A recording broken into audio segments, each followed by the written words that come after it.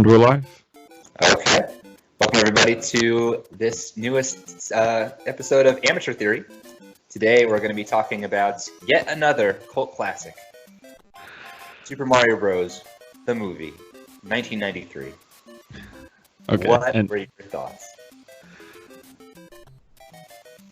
It was pretty unremarkable, I feel like, in almost every way. Like, it didn't produce a strong reaction from me, because it wasn't... The movie's like I didn't think it was like great bad. or a hidden gem, but it's not like god-awful. Like, it's not like a terrible movie. Like, I actually thought some of the acting in this was not bad. Yes, I really like a Bob Hoskins as Mario. I think... Yeah, I thought Mario was did a good. good job. I actually felt like the romance between Luigi and Daisy, I thought there was like chemistry there, like actual chemistry. Like there was like some things about this movie. I was just really surprised at how, like, I mean, I agree with you. I don't think it was the most amazing thing ever made, but as far as just kind of like a family film of the early '90s, it's like not that so far out from like a Jumanji or like a George of the Jungle. I mean, I would say those movies are better, but they're the same kind of like just kind of campy family fun. Yeah. I didn't think this was so much worse. It was just bizarre that they chose to make it a Mario movie. Yeah, It's almost nothing to do with Super Mario, like the video games. Like, it's not even very very loose connections to the original source material. Yeah, it was like, okay. I mean, I could see how that could turn people off, but like if you were flipping through the TV and like you just came upon this, like you would not think to yourself Mario immediately. Yeah. Apparently, they're making a new Mario movie. It's coming out in 2022. So maybe when that comes out, we'll have to do a side-by-side comparison. See how they compare. Okay. Yeah. So let's see. This film, we start out with the dinosaurs going extinct. Yes. However many million years ago, and I guess because Mario Bros. Is all about the dinosaurs. Yeah, it's very historically accurate that way. And Mario's also about alternate dimensions, split dimensions there. And don't forget plumbing. I love how plumbing was like a major component of the movie. Which I mean, technically they're plumbers. I mean, in the games, it's just an excuse for them to go through pipes. But yeah, this plumbing is a big part of this movie. Yeah, that's what they do. They're legit plumbers in Manhattan. So yeah, like super stereotypically New York too. Oh yeah, dude. They got like the thick New York accent. And I mean, they're like Italians, so like, yeah. All right, in Brooklyn, okay, all right. I can dig it. I can accept that. And so yeah, the dinosaurs go extinct.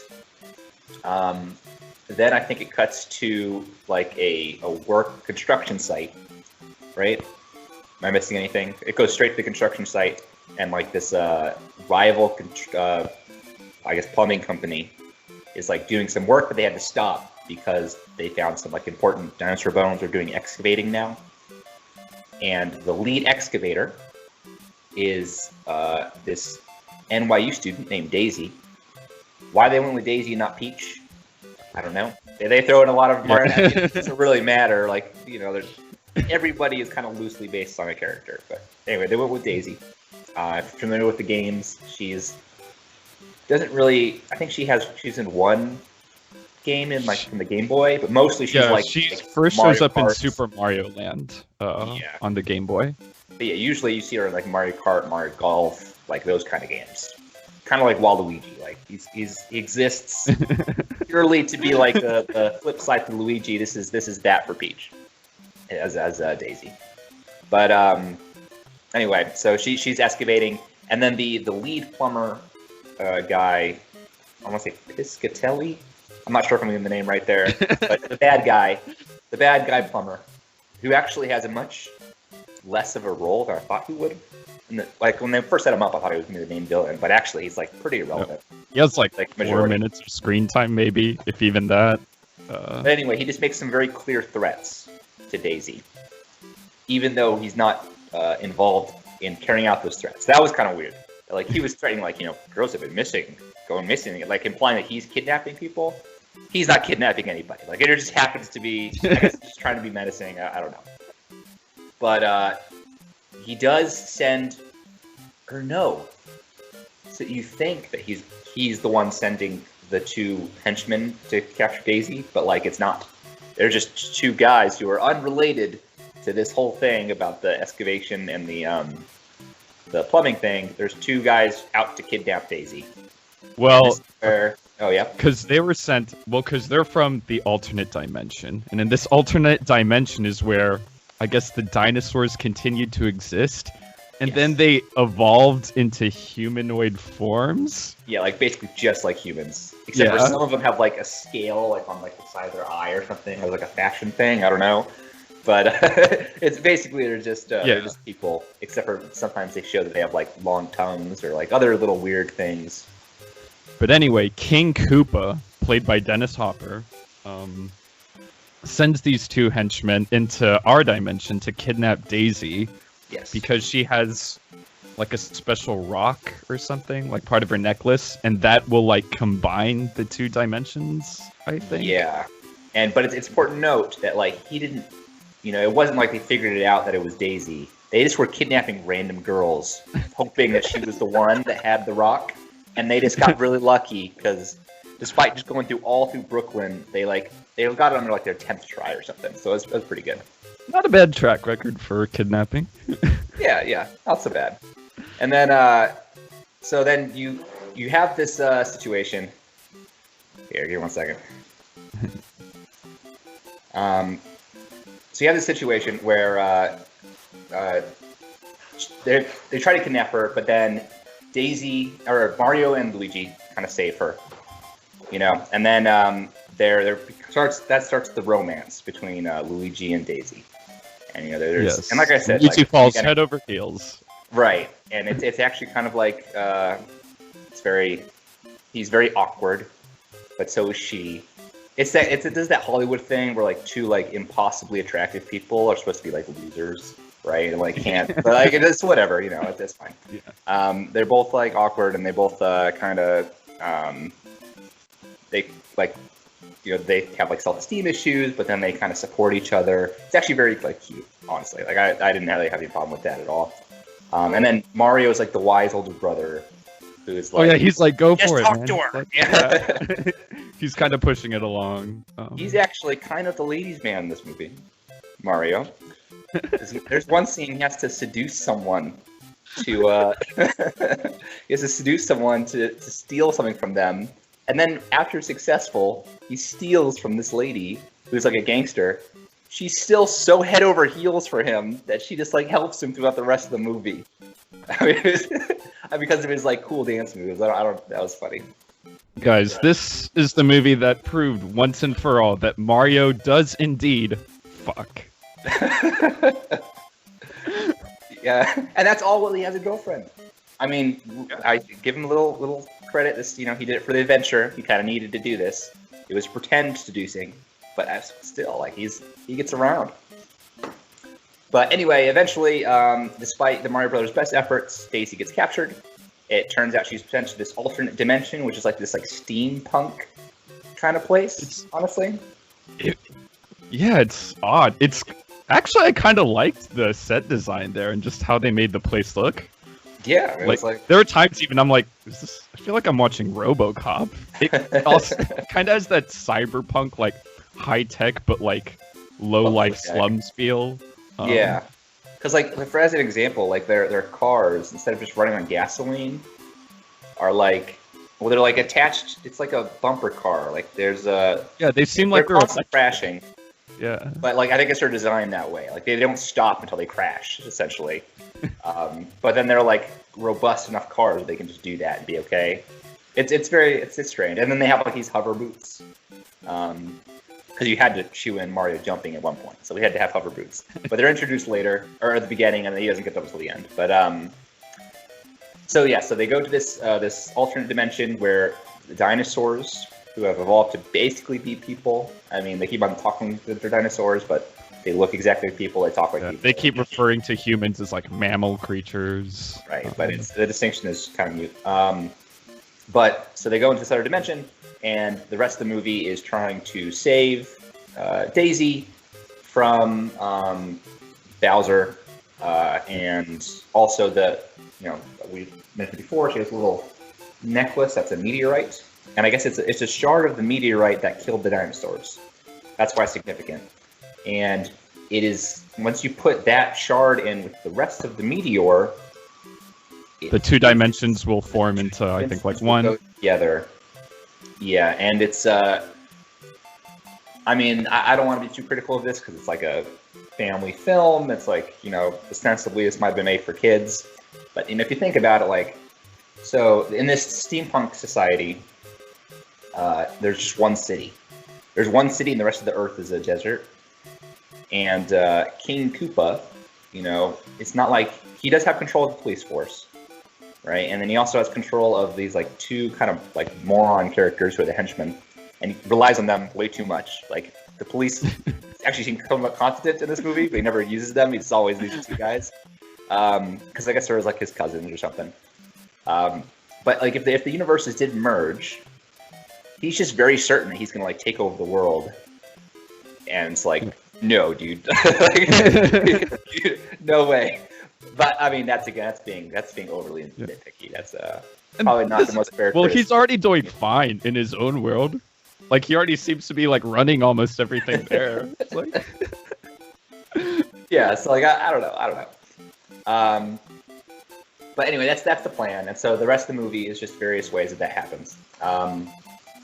And of course, in the end, our heroes prevail. They beat Bowser, but again, like just kind of talking outside the plot, just this movie was I was pleasant. Well, I don't want to say pleasantly surprised. I like to watch bad movies.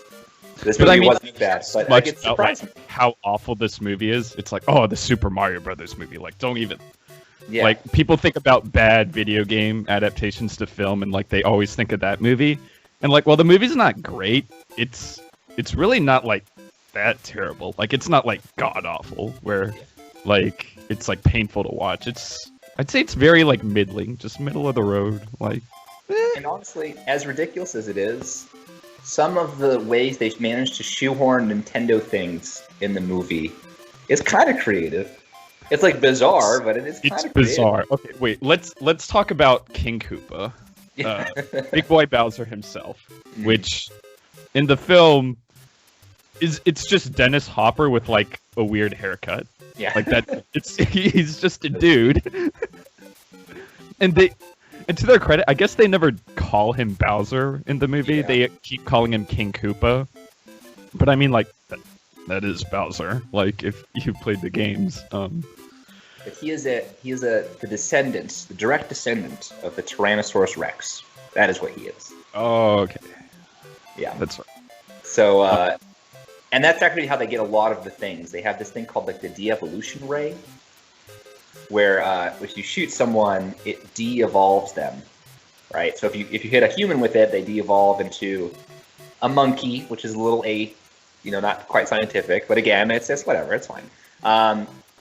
So like if you hit a human, they turn into a chimpanzee. If you hit your average citizen of the dinosaur place, they turn into Goombas, which in this case are just kind of like small-headed lizard people. The Goomba design in this film is so fascinating. It's very strange. It is.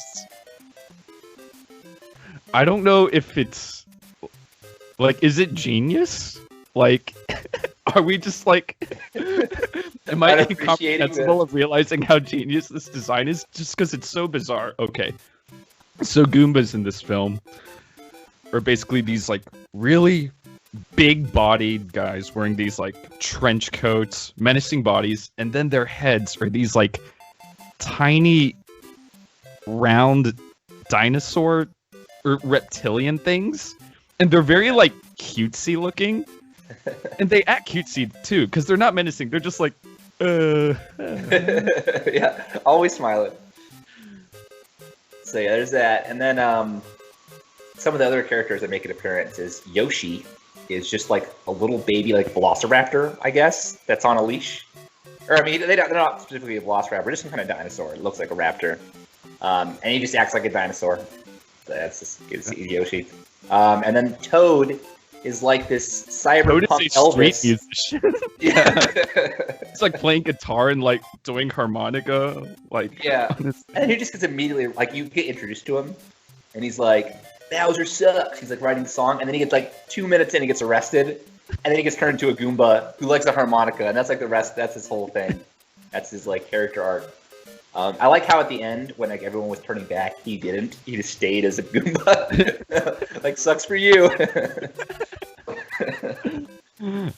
But yeah, so there's him, and then I don't think so. The other like more major characters would be like Big Bertha. I don't think there's anything there about Mario. I can't think of a Mario character that's called Big Bertha. I think that's just like an original one for this.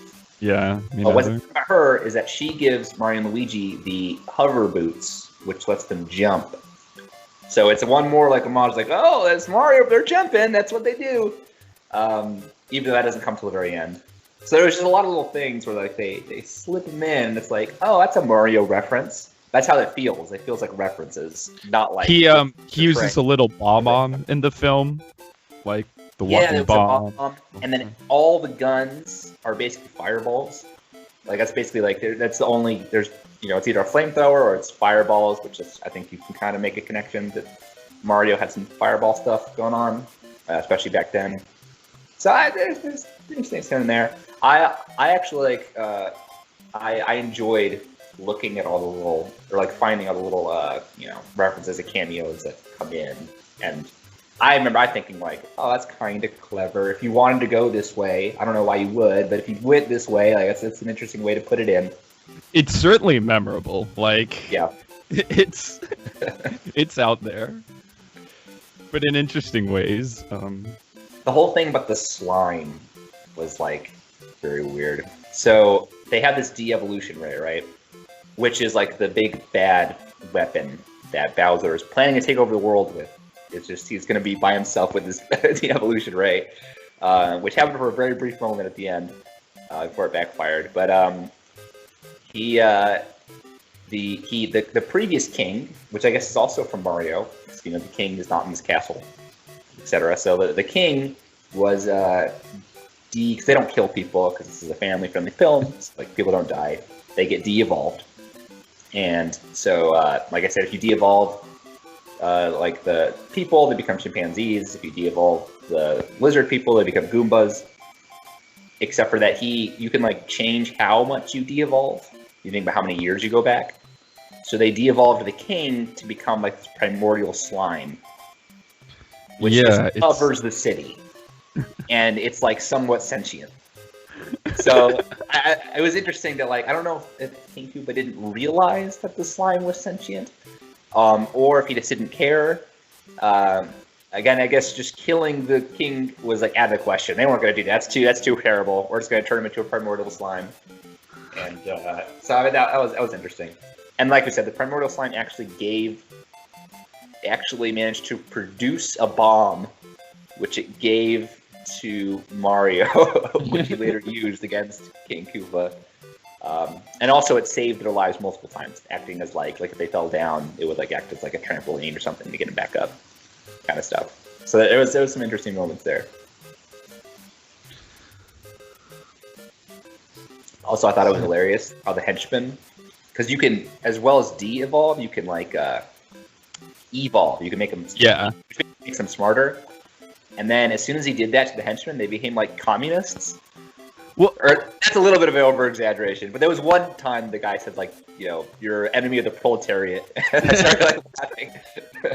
But this is the thing: the two henchmen who are like, just like unbelievably stupid before they get in the machine, like comically stupid, for a family like kids film. Right. He evolves their minds so that they become smarter. But they don't actually become that much smarter because they still screw up the whole kidnapping thing. They just start using like bigger words. They like speak more eruditely, but like In terms of actions, it's like, the kind they're of not thing that where it's smart. like, what does smart mean? Because like they did the machine, and he's just like, oh, did you know the square root of 57 is 30? Like it's like that's okay. I guess that just gave you that to do like weird math problems. But in terms of like your real world like wisdom or whatever you want to call it, it's still non-existent. No, I mean, they yeah. just put like a thesaurus into their head, and like that was it. But the big thing that it did for them is that it made them from pro King Koopa to like anti King Koopa, and so like they started fighting against him. And I think they are important to the plot in some ways, right? Don't they like they do something to move it on to help the heroes out? I don't remember what the specifics are, but Yeah, it's. I mean, the movie's basically just. I don't know. It can feel like very contrived, just so that like the script can be able to move on to the next thing. But like, I don't like. I'm not not too like- offended by something like that in a film like this because like it's. it's kind of like if you were watching like Power Rangers the movie. Are you gonna like? Oh, Yeah. I don't know. That makes 100% sense. Like, oh, really? It's like, yeah. I mean, what are you expecting, really? Like, come on. It's this. At the time this was made, maybe if you released a Mario movie now, it'd probably still be geared towards kids, almost assuredly. Oh But yeah, you might have more of like a, you might try to play on some nostalgia with some older people too. This movie, when this came out, like Mario Bros was not liked by adults, right? It was like purely for children, or I think that's how the perception was for video games. So like this must have been, although it's kind of dark for a kids movie actually. yeah. Maybe they're trying to make it like a family. There are some weird tonal issues with the film. I mean, they're not that big to me, and I'm like watching it as an adult, like they're not that bothered. But it's just like, like in a Mario movie, This is how you did it. Okay. Yeah, the whole crisis that it's this they split off from this world, and so that their other world was destroyed. So they live in a desert, except for this one city, which is like terrible conditions. If you had wanted to get like real philosophical with that, you could have, right? Like, well, maybe these people deserve a little bit better than what they have. Like, their life kind of sucks right now. It's like the way it's portrayed is like this city of like constant crime, constant like destruction, and Yeah, it's like everyone RoboCop. blames it on just King Koopa. That if King Koopa was gone, that things would be better. Which who knows, maybe. But that's if the world is a desert and the worry is that there's not a lot of resources, like is that really going to help things? Like maybe it will. I don't know. Again, probably thinking way too hard. Yeah, Super putting Mario way movie. too much thought into this Super Mario Brothers script. Would you? Because I think this is a question we've started to revisit multiple times now. I think it's a good one. Would you recommend this? Maybe to people who like bad movies, maybe people who are Nintendo fans. Would you recommend? Or is it just like, this movie is unremarkable, like, I watched it if you want, who cares? I don't know. That's kind of tough. If you're a Mario fan, I would say watch it just because of kind of like how bizarre it is. Like, just to see like what the results were when they tried to adapt like this franchise into a film, because like it's not like, I say the movie's unremarkable, but it's not like unmemorable. Like, there are definitely things about this movie I will remember. Just like how they like decide to like turn some characters or like portray them onto film. It's just like, it's okay. Even if this hadn't been a Mario movie, had the exact same plot, but just changed the character names, it would have been a weird movie.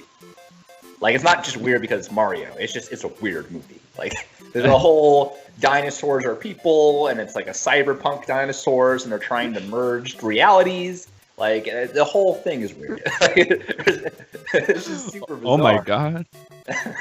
You're almost making it sound like some Evangelion type shit here. It is. It's super strange. And the fact that it's Mario makes it all the stranger. It's like, oh, this is even weirder. So like it's I mean, yeah, I would say if I describe that to you, if I tell you like this is a movie about where dinosaurs become intelligent and have and I give you that synopsis, and I'm like, and it's a family-friendly movie, and that interests you, then watch it, because like I don't regret watching this. I wasn't bored. You know, I wasn't like laughing the whole time or anything like that because it was so bad. Like it wasn't that kind of movie for me. But like I didn't mind it. Like I was entertained.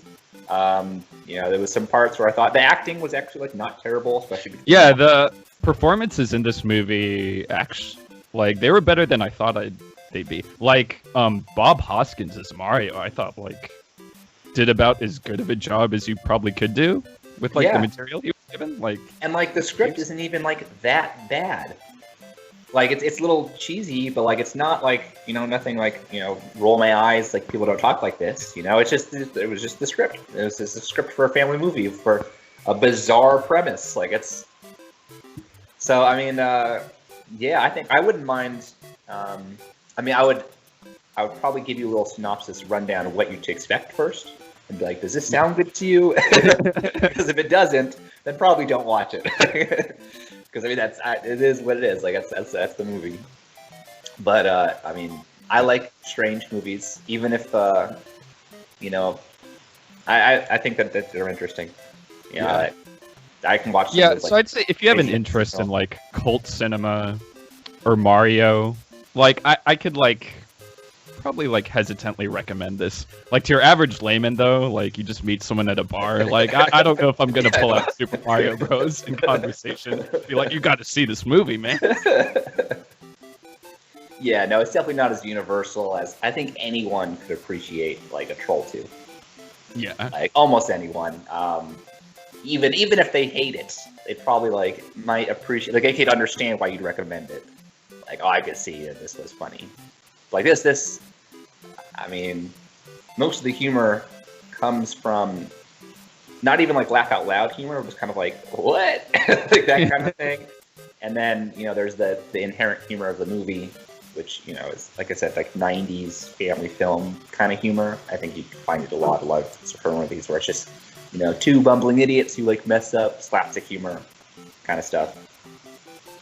So I mean, it wasn't bad. It wasn't bad. And so, I think a lot of the reputation for this film just comes from, I think when this came out, it was probably like, I don't know if it was first, but maybe like probably the biggest like video game adaptation like into film. Yeah. And this movie was like a total failure. I think it lost around like $20 million in the box office. You know, didn't get good reviews. I could imagine as a child, right, like having a video game I really loved and being like, oh, I'm gonna see the movie, and then seeing this, and then being like very upset. Because like for me, I think one of the reasons that the movie worked was because my expectations were so insanely low going in. Like I heard such bad things for the Mario movie, so I was pleasantly surprised. But if I had high expectations and was like really excited to see like a video game adaptation of this movie, I could very easily see being like very disappointed. Like, and telling my friends like it sucks, like don't even bother. Like this is. So I mean, I could see the backlash. Because it's just so different from the original source material. Like, yeah. There's the similarities are so paper thin. It's really just some names, and then like I said, you throw in these references and things on the way. But you know, I guess King Koopa does capture the princess, not Princess Peach. Mind you, it was just, to me it was kind of bizarre. Like that seemed like an obvious one, but maybe they were trying to distance themselves from the game plots. That's why they chose Daisy. I don't know. Yeah, maybe. I don't know. It's just like the last Airbender had Ong instead of Aang. Like, why did they do it? No one knows. They just chose. Interesting choices. But yeah. Or it might have been a similar thing where they just like read the encyclopedia article and went like, oh, I think I know how to do this. But all right, I guess, do you have any closing thoughts about this one?